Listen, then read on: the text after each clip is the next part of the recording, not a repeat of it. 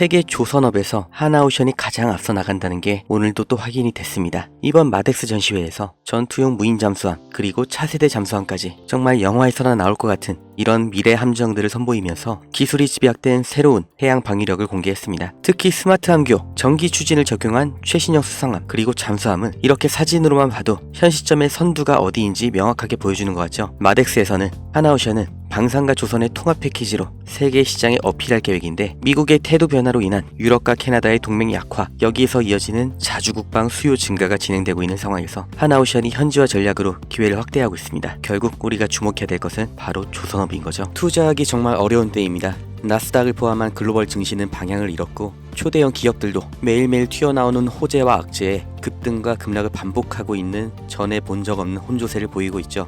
95년 전에 있던 보호무역주의가 부활하고 있다. 장기적인 글로벌 경기 침체가 올 거다. 이런 위기 속에서 왜 조선주는 주목받고 있을까요? 우리는 과거의 흐름에서 그 확실한 답을 찾을 수 있습니다. 1930년 미국이 경제공황을 타파하기 위해 자국 산업을 보호하겠다는 취지로 스무트홀리 관세법을 만들면서 2만 가지 이상의 수입품에 관세를 부과했습니다. 평균 관세율이 40%부터 시작해서 2년 뒤에는 60%까지 올랐죠. 당연히 영국과 프랑스 등 당대의 강대국들이 반발하면서 보복 관세를 때립니다. 그 결과로 세계 무역이 붕괴되고 경제의 대공황이 생겨난 거예요. 이때 전 세계가 배웠죠. 보호무역이라는 게 전 세계의 경제를 침체시키는구나. 그래서 1947년 가트가 출범하면서 관세 철폐가 시작됩니다. 그리고 1995년 다들 아시는 세계무역기구 WTO가 창설됐죠. 이후 2000년대 시끄러웠던 한미 FTA 등 세계적인 자유무역으로의 흐름을 우리는 모두 겪었습니다. 그리고 이 사이에 경공업에서 중공업, 그리고 반도체로 이어지는 제조업의 테크트리를 완벽하게 완성한 대한민국, 그리고 이걸 그대로 따라한 중국이 엄청난 경제 성장을 이룰 수 있던 겁니다. 중국은 여기에 13억이라는 내수시장까지 더해져서 말 그대로 전 세계의 공장이 된 거죠. 그리고 이런 흐름이 불만스러운 게 바로 미국인 겁니다. 제조업, 그 중에서 기술 집약 산업은 동북아시아, 그 아래 산업은 동남아시아로 넘어가면서 산업, 다시 말해 일자리를 다 빼앗겼다고 생각하는 거죠. 그걸 되찾아오겠다고 말을 하는 게, 미국의 서민들의 마음을 대변해 주는 게 바로 트럼프인 거예요. 미국 대통령이, 그리고 백악관의 참모들, 정말 세계 최고의 인재들이 지식이 없어서 아니면 다 같이 동시에 미쳐서 관세 전쟁을 만든 게 절대 아니라는 거죠. 다 같이 잘 살자라는 자유무역주의를 깨고 우리만 잘 살겠다, 그러니까 우리로 들어와라 하는 겁니다. 25년 4월 2일 트럼프가 해방의 날 선언을 합니다. 세상에서 가장 힘세고 자유로운 미국이 어떤 해방을 말하는 걸까요? 경제 해방, 바로 다 같이 잘 살기 위해 제1강대국이 품어야 했던 희생, 바로 국가 부채로부터 해방하겠다는 거죠.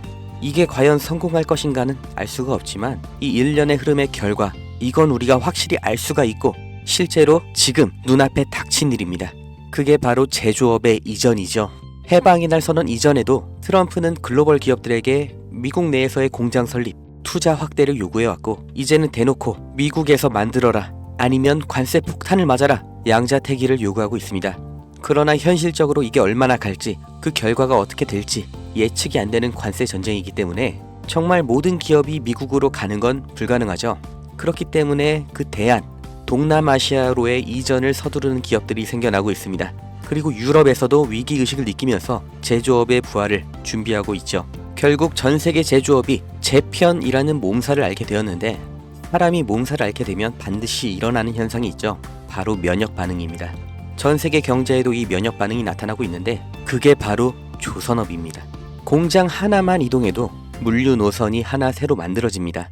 새 항로, 이건 다시 말해 신규 선박 수요를 의미하죠. 그렇기 때문에 트럼프의 선박 구매 언급은 이미 예정되어 있던 수순입니다. 아니, 이미 알고 있었기 때문에, 본인이 할 거기 때문에 해방의 날 전부터, 그리고 지금도 중요하게 언급을 하고 있는 거죠. 백악관에서도 이미 인지하고 있는 겁니다. 향후 선박의 비중을 확보하는 만큼 이제 재편되는 세계 경제와 물류에서 더 유리한 위치를 확보한 채로 경쟁을 할 수 있다는 거예요. 그리고 언제나 세계적인 위기 속에서 벼락부자들, 새로운 글로벌 기업들이 출범했던 것처럼 지금의 관세 전쟁에서도 이 성공의 냄새를 맡은 사람들이 있죠. 국내에서도 현대미포조선을 비롯한 조선주들이 급격한 관심을 받게 된 게 이 미중 무역 갈등 시점부터인 걸 보면 명확하게 확인할 수 있는 겁니다. 전 세계가 무역 전쟁에 빠질수록 물류는 더욱더 복잡해지고 조선업은 그보다 더 바빠집니다.